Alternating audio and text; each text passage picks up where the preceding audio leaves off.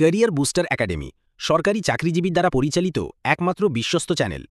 নবম pay scale সহ সরকারি চাকরিজীবীদের মহার্ঘ ভাতা সম্পর্কিত সর্বশেষ ও সঠিক তথ্য পেতে আমাদের চ্যানেলটি লাইক দিন, কমেন্ট করুন এবং সাবস্ক্রাইব করতে ভুলবেন না। ধন্যবাদ। পেনশন যেটা 90% এখন দিচ্ছে, আমরা সেই পেনশনটা শতভাগ দাবি করছি। কারণ একটা কর্মচারী 30-40 বছর চাকরি করে তারপরে তারা একটা পেনশন পায়, সেই পেনশনটা 10% সরকার অটোমেটিক ভাবে কেটে নিয়ে যাচ্ছে। তার মানে আমরা পাচ্ছি 90%। আমরা সেই 90%-এর জায়গায় আমরা সরাসরি 100% আমরা পেনশন দাবি করছি। এবং যেখানে সরকার 50% গ্রাচুইটি সরকার কেটে রাখে, আমরা সেটার বিরোধিতা করছি।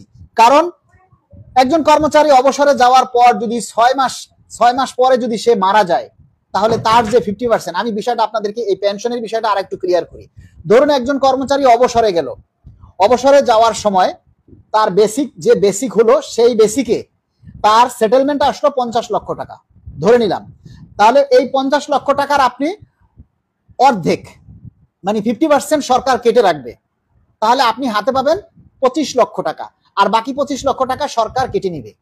কিন্তু 2015 সালে পূর্বে এই বিধানটা ছিল যে কোনো কর্মচারী চাইলে তার শতভাগ পেনশন সে উত্তোলন করে নিয়ে যেতে পারবে, সে চাইলে ওই 50 লক্ষ টাকা পুরোটাই সে তুলে নিয়ে যেতে পারবে। কিন্তু এখন যেটা হচ্ছে, সে চাইলেও আর ওই 50 লক্ষ টাকা তুলতে পারবে না, তাকে 25 লক্ষ টাকা নিতে হবে। তাহলে পেনশনে যাওয়ার পর যদি 6 মাসের মধ্যে 3 মাসের মধ্যে যদি কঠিনভাবে কোনো রোগাক্রান্ত হয় বা কোনো জটিল কোনো রোগে আক্রান্ত হয়, তাহলে সে কিন্তু আর ওই বাকি 25 লক্ষ টাকা আর তুলতে পারবে না, তার পরিবার আর ফেরত পাবে না। সেই জন্য আমরা চাই এই শতভাগ পেনশন যাতে কোনো কর্মচারী চাইলে তারা উত্তোলন করার সুযোগ পায়। এবং আমরা 100 টাকার যে গ্র্যাচুইটি, 1 টাকার পরিবর্তে যেটা 230 টাকা দেওয়া হয়, আমরা সেই পেনশন গ্র্যাচুইটিটা 1 টাকার পরিবর্তে 500 টাকা দাবি করছি। এই 500 টাকা গ্র্যাচুইটি দিতে হবে। সকল স্বায়ত্তশাসিত প্রতিষ্ঠানে পেনশন প্রবর্তন করতে হবে। তা সম্ভব না হলে পেনশনের ন্যায় গ্র্যাচুইটি চালুর দাবি রাখছি। তারপরে সকল স্বায়ত্তশাসিত প্রতিষ্ঠানে সরকারি চাকরিদের ন্যায় 5% হারে গৃহ নির্মাণ ঋণের ব্যবস্থা প্রদানের দাবি করছি। পেনশনারদের চিকিৎসা ভাতা আমরা বাড়িয়ে 2500 টাকার জায়গায় 10,000 টাকা দাবি করছি। যারা পেনশনে আছেন তাদেরও আমরা, পেনশনারদের এই চিকিৎসা ভাতা আমরা 10,000 টাকা দাবি করছি।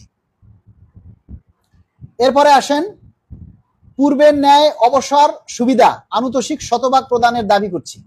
5 বছর পূর্তিতে একজন কর্মচারী যদি রিটায়ার্ডে যায়, অবসরে যায় কোনো কারণে, তাহলে তাকে 32% সেটেলমেন্ট দেওয়া হবে। এই 32%-এর জায়গায় আমরা 50% দাবি করছি।